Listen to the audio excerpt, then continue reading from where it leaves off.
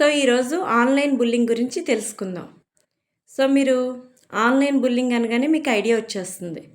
మనం verbal bullying గురించి తెలుసుకున్నాం. అలాగే ఫిజికల్ బుల్లింగ్ గురించి తెలుసుకున్నాం. ఆన్లైన్ బుల్లింగ్ అంటే మనకి ఎవరైనా సరే మెసేజ్ రూపంలో కానీ లేదా ఫోన్ కాల్లో ద్వారా ఏదన్నా బెదిరిస్తూ ఉంటే దాన్ని ఆన్లైన్ బుల్లింగ్ అంటాం. ఇలాంటి వాటికి ఎక్కువగా టీనేజ్ పిల్లలతో పాటు పెద్దవాళ్ళు కూడా గురయ్యే అవకాశాలు ఉన్నాయి. ఇలాంటి బుల్లింగ్ మీరు ఎక్కువగా గురవుతున్నారేమో చెక్ చేసుకోండి.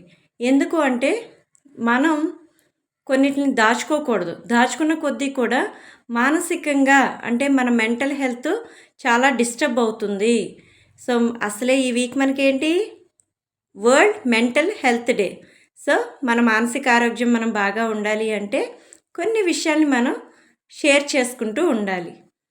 అలాగే మీరు కానీ మీ పిల్లలు ప్రత్యేకించి టీనేజ్ పిల్లలు ఏదన్నా సమస్యలతో ఉంటే మీరు నన్ను కాంటాక్ట్ చేయొచ్చు, DM చేయొచ్చు. మీ Sasirekha mindset coach for teenagers.